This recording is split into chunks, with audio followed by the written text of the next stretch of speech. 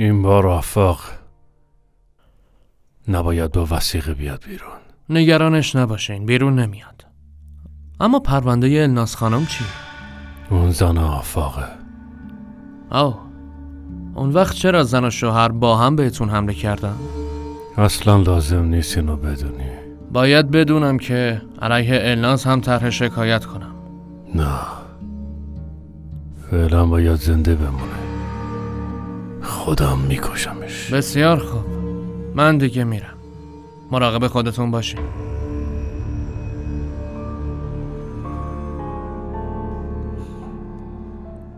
فکر کردم شما میدونین الناز کجا رفته باشه، اما ظاهراً هیچی نمیدونین. چرا باید بدونیم؟ اون رابطه‌شو با ما کلاً قطع کرده. لطفاً آفاقو نجاتش بدین. خواهش میکنم نجاتش بدین.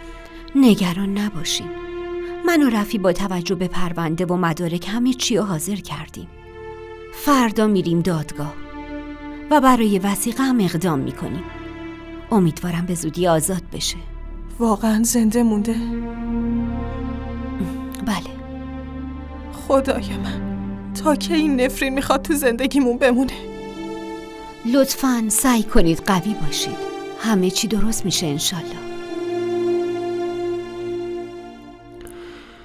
ای بابا، ای بابا، چه وضعیت بدی شده. واقعا؟ خب نگران نباش عزیزم، درست میشه انشالله. نگران نباش. خداحافظت. چی شده؟ همه چی خوبه؟ به نظرم نگرانی. الناز میخواسته محمودو بکشه. ظاهرا نجات پیدا کرده، اما تقصیرها افتاده گردن آفاق و پلیس هم زندانیش کرده. با کی داشتی حرف میزدی؟ با مینا. اون زنگ زد بهت یا تو؟ من بهش زنگ زدم. چرا؟ زنگ زدم بهش بگم اون عروس این خونه است و همیشه هم عروس این خونه میمونه. تو چرا اینقدر دوست داری منو جلوی اون کوچیک کنی آخه؟ اشتباه میکنیم. من دارم سعی میکنم اشتباههای تو رو درست کنم سمیرا خانم. تا وقتی به امید خدا چشماتو باز کردی خیلی پشیمون نشی. درباره چه پشیمونی حرف میزنی؟ مگه با چشای خودت ندیدی چی کار کرد؟ چرا دیدم، اما فقط چیزی که نشونم دادین رو دیدم. چیزی که زها خانمو تعریف کرد و تو باور کردی و ندیدم. وهاب، لطفاً وهاب بس کن. من نمیفهمم تو چت شده. وضع زها رو نمیبینی؟ زها از حرفات ناراحت میشه. اگه باش هم دردی نمی کنی حداقل اینقدر بهش زخم زبون نزن. یه لحظه صبر کن.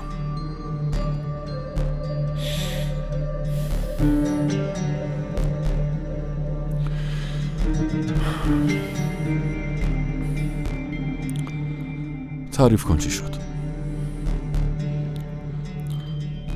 تو چشمام نگاه کن و هر چی پرسیدم و درست و صادقانه جواب بده. اون روزو تعریف کن. خب پدر، من توی اتاقم بودم که در زدن. وقتی پرسیدم کیه، مینا گفت در رو باز کنم. وقتی قبول نکردم اون سعی کرد در رو بشکنه و بیاد تو. پس سعی کرد در رو بشکنه اما در رو نشکست. اون وقت میشه بگی چطوری تونست بیاد توی اتاق؟ خب راستش پدر، ترسیدم که نکنه واقعا در رو بشکنه. پس به خاطر همین. به خاطر همین چی؟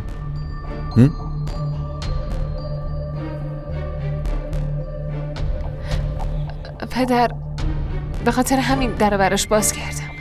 در رو براش باز کردی؟ خب عالیه. یعنی اون دختر با چاقو چند بار به در زد و تو هم در رو براش باز کردی؟ و بیشتر از این که نگران زندگیت باشی، نگران در اتاق بودی. درسته میگم؟ بابت این ازت ممنونم. جواب سوال منو بده، چرا در رو باز کردی؟ خب پدر، عصبی شده بودم. انگار الان بیشتر از اون موقع عصبی شدی، درست نمیگم؟ مادر جان بس کن وهاب، تو چت شده؟ مثل پلیس افتادی به جونش داری بازجوییش میکنی؟ نمیتونی ببینی چقدر استرس داره؟ این تازه شروع کار سمیرا خانم. این وضعیت تا وقتی من به جوابم نرسم ادامه داره. فهمیدین چی گفتم؟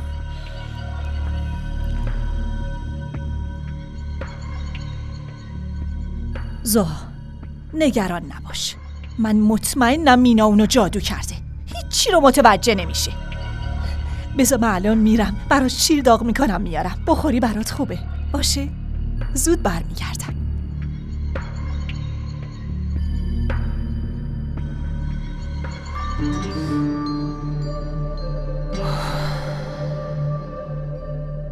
پدر دیگه داری زیادی مزاحمم میشی، باید یه فکری برات بکنم.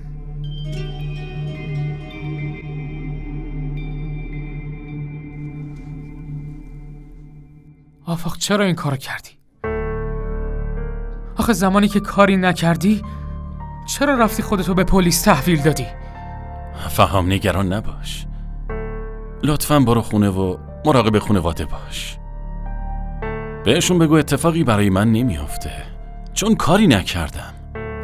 مادر جان الان خیلی شوکه شده، حرفای عجیبی میزنه و خواهر عایشه هم همش گریه میکنه و بیقراره. داداش برای این اتفاقا متاسفم. جرمی که براش دستگیر شدم و کاش انجام داده بودم، حداقل اون دیگه مرده بود. کاش تفنگو از الناز میگرفتم و خودم تو قلبش شلیک میکردم.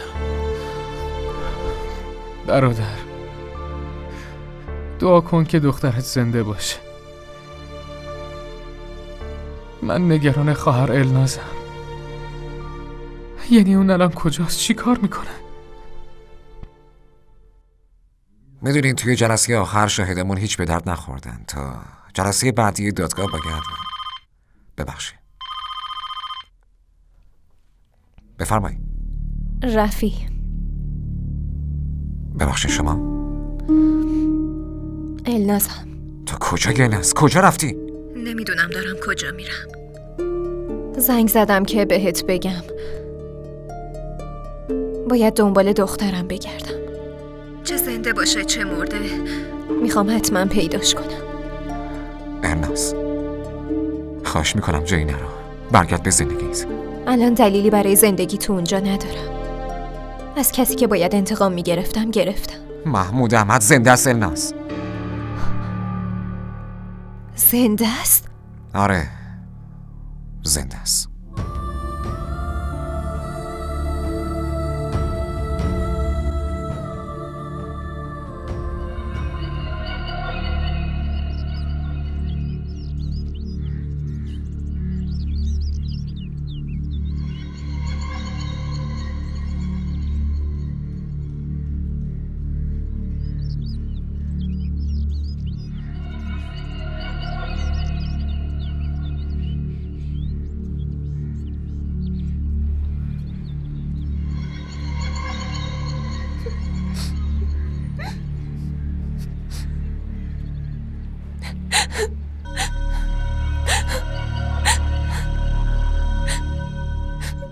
چی شده؟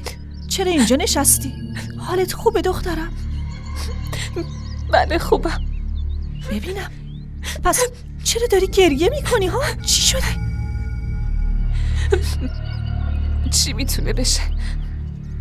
من بختم سیاهه، جز گریه کردن چی کار میتونم بکنم؟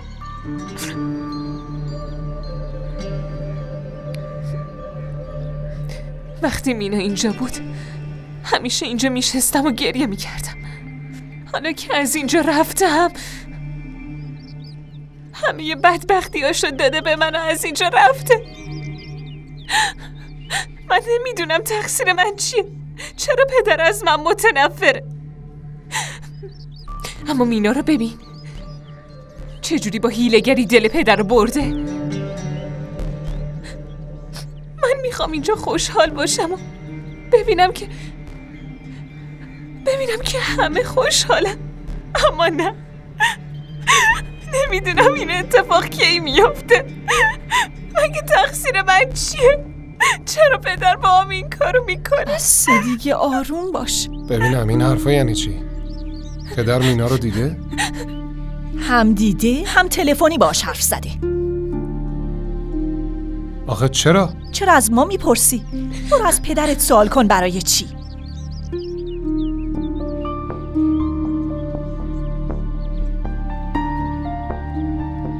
من پیشتم عزیزم. آروم باش عزیزم، آروم. لازم نیست گریه کنی.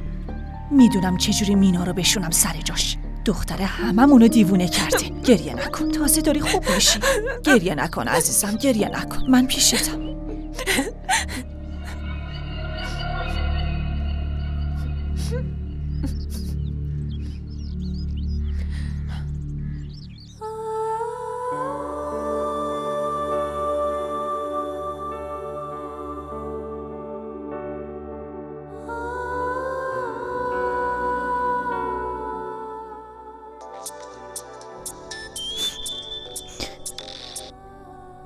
سلمان.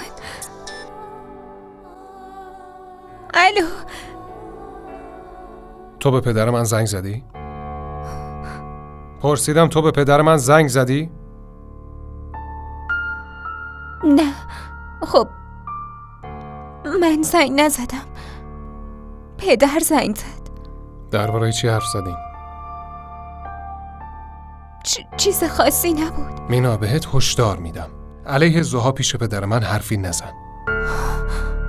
حیف که پدر اجازه نداد، وگرنه تا الان. چی؟ تا الان چی سلمان؟ بلش کن، به نفعت دیگه تماسای پدرمو جواب ندی. خداحافظ. یه دقیقه صبر کن ببینم سلمان. اولین باری که با هم تلفنی حرف زدیم و یادت میاد؟ بعد از شنیدن صدام دیوونه شده بودی، همش به هم زنگ میزدی. نمیتونستم از شرت خلاص بشم. اون وقت امروز داری از ترک کردنم حرف میزنی. تو اون مینایی نیستی که اون موقع دیوونش شده بودم.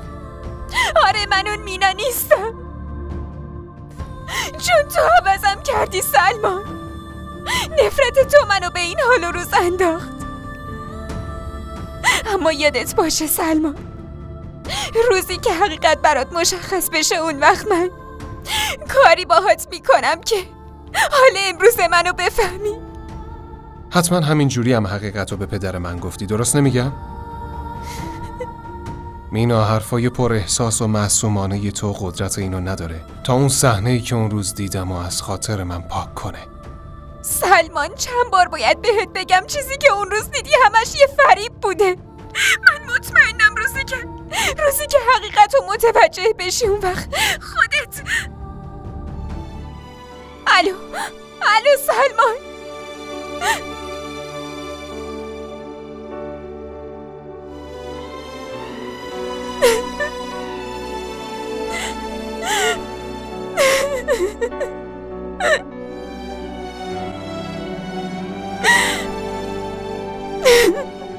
چی میگی؟ این مزخرفات چیه؟ قربان ما هم شوکه شدیم که چطوری این اتفاق افتاده، ولی همه شرکا سهمشون رو بیرون کشیدن. دقیقاً چی شده؟ تا حالا که همه چی خوب بوده. درسته، قسمت عجیبش اینه که شرکتمون اخیراً تو سوددهی بود، اما نمیدونم چرا سهامدارا دیگه بهمون اعتماد نکردن. فردا میام خونه، بیا به دیدنم. چشم قربان.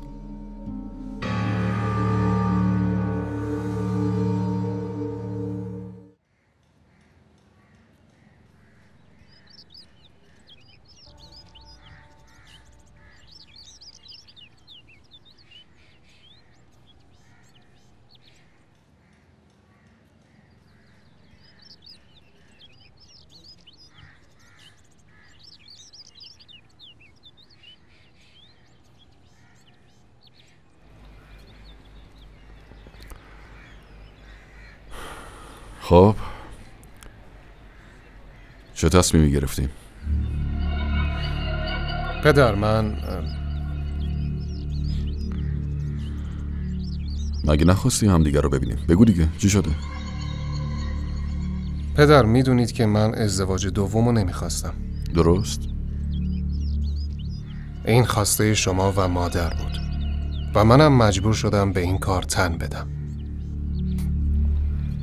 هر اتفاقی که بعد از اون توی این خونه افتاده یا هر اتفاقی که میفته رو هم دیدین.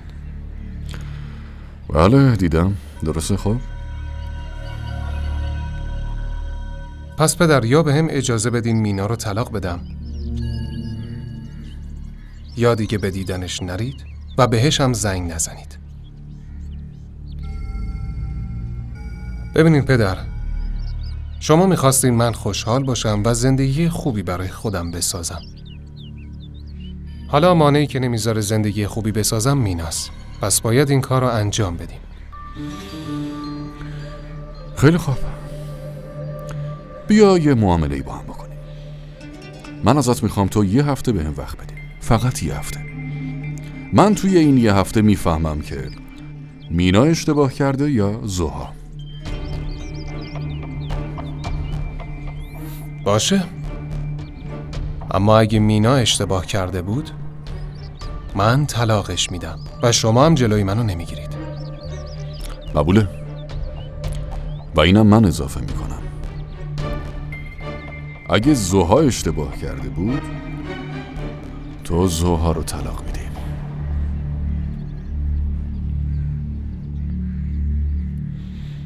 خب قبوله؟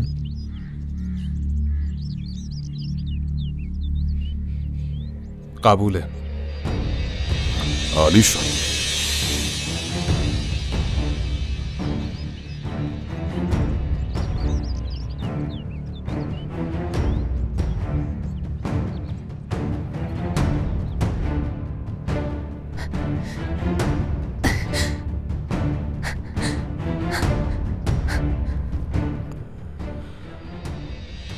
حالا که میتونی بدون کمک اینقدر خوب راه بری خیلی جای شکر داره. خدا رو شکر. آره خدا رو شکر حالش خیلی بهتره. دارم به این فکر میکنم که مینا خیلی دختر احمقیه. با چاقو تو رو مجبور کرده که از پشت بوم بپری پایین، درسته؟ خب چرا با چاقو بهت نزده؟ یعنی اون چندین بار چاقو به دست در زده و تو در رو باز کردی. و تو بیشتر از این که نگران جونت باشی نگران در اتاق بودی، درسته؟ واقعا ازت ممنونم.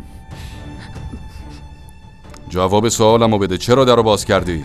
خب پدر عصبی شده بودم.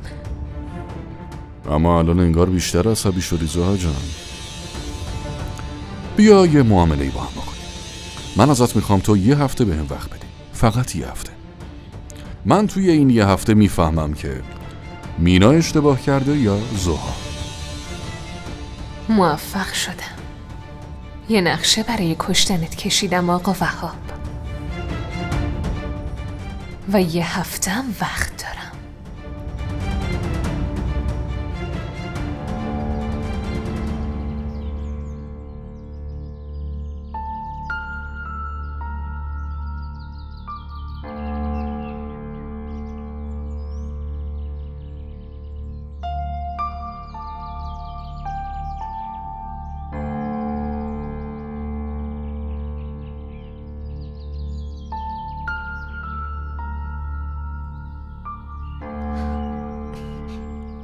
زیبا، چرا تنها اینجا وایسادی؟ همینجوری اینجا وایسادم. رفی کجاست؟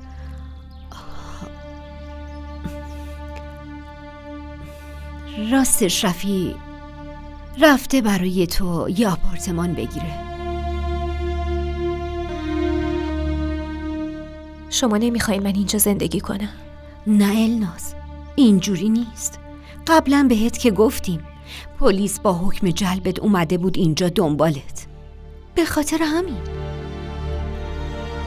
آره میدونم یه بار اومدن اما دوباره که نمیان. شاید حق با تو باشه اما رفی میگه بری بهتره. اما من میخوام با شما زندگی کنم زیبا. واقعا؟ این خیلی خوبه الناز جان. من با رفی حرف میزنم.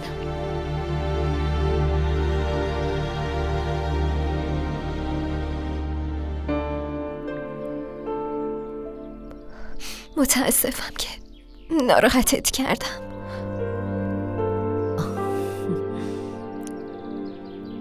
اون موقع حق داشتی. شاید احساساتی شده بودی اما حقیقت رو میگفتی. متاسفم.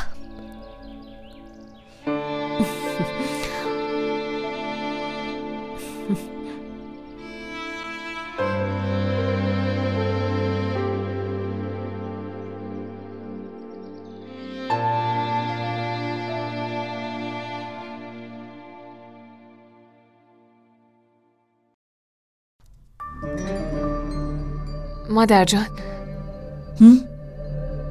میخواستم امروز برم پیش مادرم.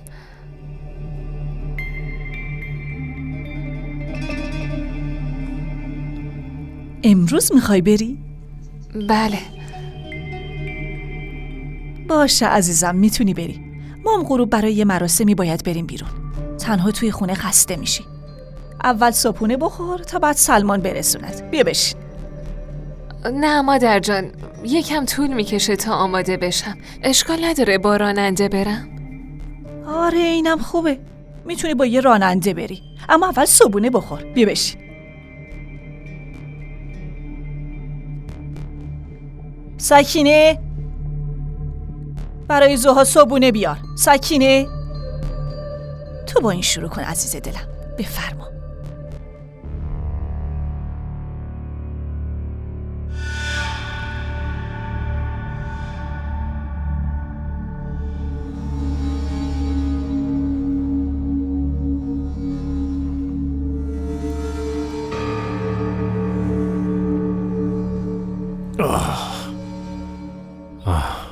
برام آب بیار. چشم آقا.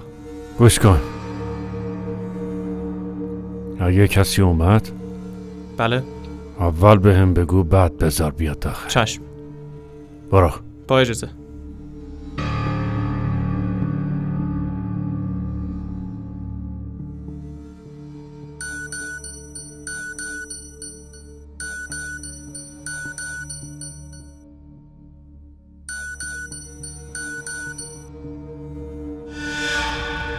الو. متاسفانه خبرهای بدی دارم. منظورت چیه؟ برای آفاق وثیقه گذاشته. چی؟ چطور؟ میگم چطوری؟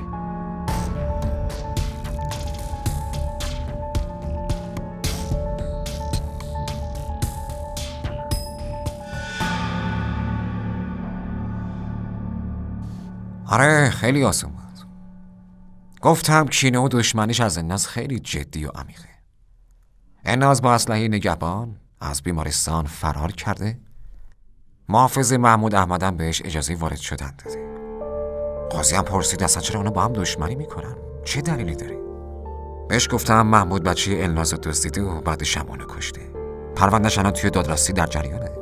اما آفاقم اونجا بوده و اونم اسلحه داشته، اما محمود اونو مقصر میدونست. این یه موضوع جداست، راجبش بعداً بحث میکنیم. فعلا گفتم محمود داره اشتباه میکنه و درخواست وثیقه هم کرده. دادگاه هم موافقت کرد. کار آزادیش داره انجام میشه. درسته، اما قاضی نپرسید که محمود چرا داره دروغ میگه؟ چرا پرسید؟ منم حقیقت رو بهش گفتم محمود آفاقو مجبور میکنه که خانوادش رو برگردونه و واسه همینه که اون الکی آفاقو متهم کرده و انداختش زندون. حتی سلاحی هم همراه آفاق نبوده. خدا رو شکر که آزاد شده. به نظر پرونده قوی داریم. به خاطر اینه که داریم برای حقیقت میجنگیم. فقط توی پرونده النازه که داریم دروغ میگیم. ترتیبشو میدم. خوبه. حالا که همه چی رو برا شده، چرا شبیه رومئو لباس پوشیدی؟ لباستو عوض کن. چی؟ چطور مگه؟ بهم نمیاد؟ توی دادگاه که کلی خوشتیپ هم میکردن. راست گفتن. میشه برام یه چای بیاره؟ خیلی خستم. باشه الان به حمیده میگم. دست در نکن.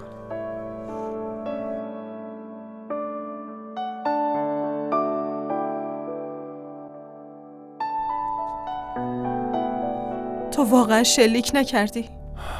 نه مادر، به خدا قسم من شلیک نکردم. پس چرا رفتی اونجا؟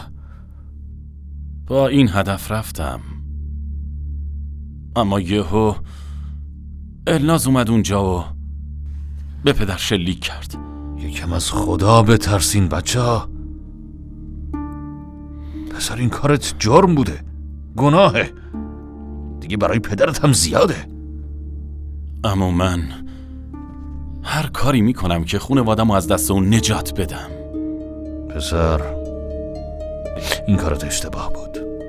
اما من دیگه واقعا نمیدونم باید چیکار کنم. تو حتی به منم اعتماد نداری؟ به هر حال من همیشه همراه شما و یه نقشه‌ای دارم. کاری میکنم محمود چودری از درون تهی بشه.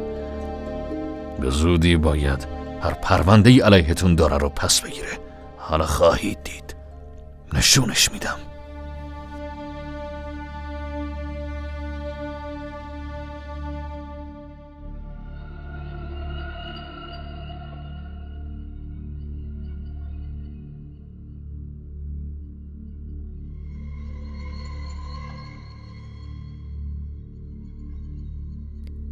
خیلی خوب، تعریف کن ببینم.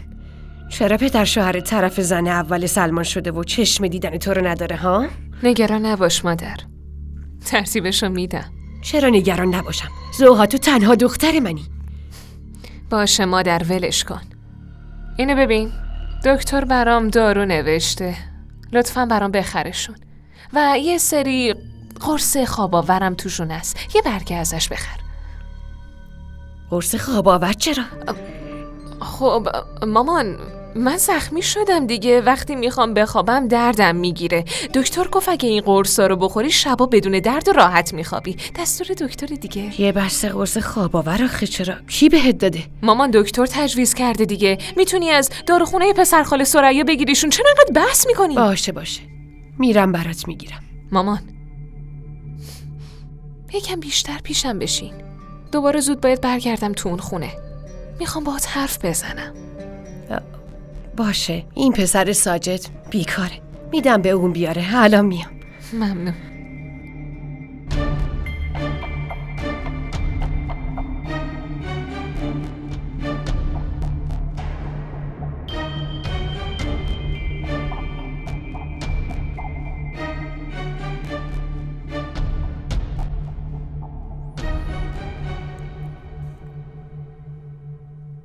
شرایط خیلی بده قربان.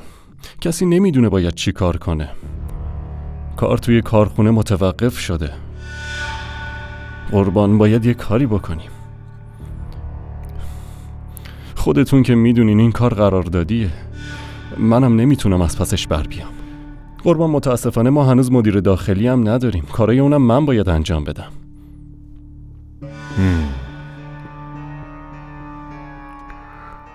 باشه، میتونی بری. با اجازتون.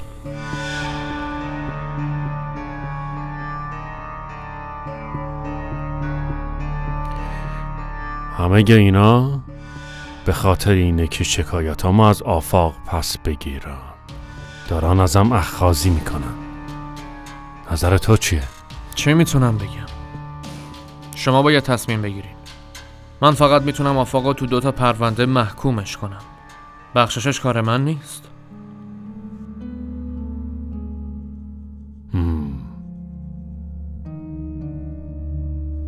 محمود احمد خیلی آدم باهوش و زیرکیه، اما همه زرنگیش داره از بین میره. دیگه آدم سابق نیست. میدونستی آقای نصرالدین داره سهام خودش و دوستاشو از شرکتش میکشه بیرون، اینجوری ورشکسته میشه. آفاقم که آزاد شده رفته، بدجوری شکست میخوره بنده خدا. همینطوری داره نابودتر میشه. خیلی بده. خب ببین رفی، الناز نذاش به آفاق بگم که اون الان خونه ماست و با ما زندگی میکنه. پس تو هم لطفاً میشه جوری رفتار کنی که آفاق نفهمه؟ فهمیدم، نگرانش نباش. بیا از این مرغ بخور، برای تو درستش کردم. باشه برمیدارم، خودم برمیدارم.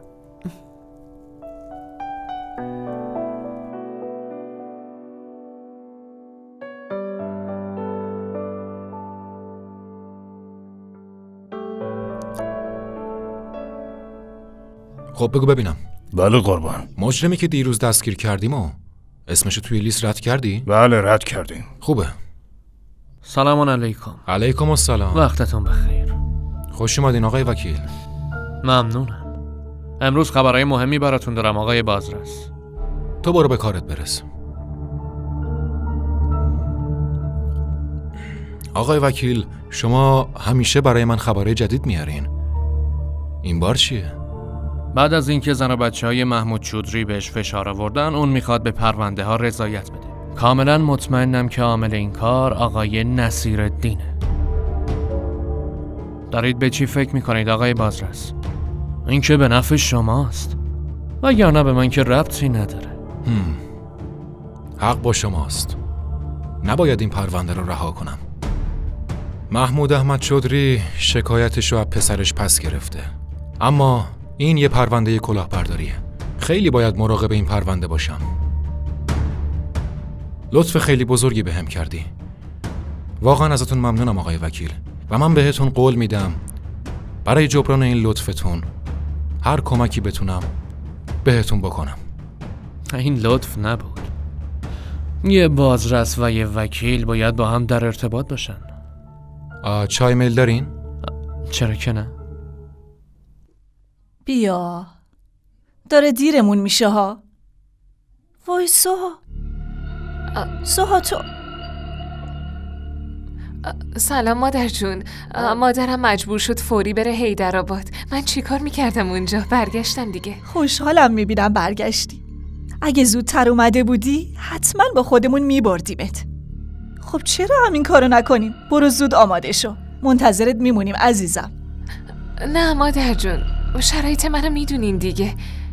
تو خونه استراحت کنم بهتر. باشه عزیزم، هر طور خودت راحت تری. برو تو خونه لباستو عوض کن، حسابی هم استراحت کن. و هابم خونه از تنها نیستی، باشه؟ غذام تو یخچال داریم.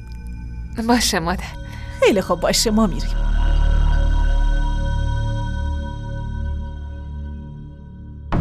این ویدیو رو لایک کنید، کانالمون رو سابسکرایب کنید تا از سریال های جدیدمون هم آگاه باشید.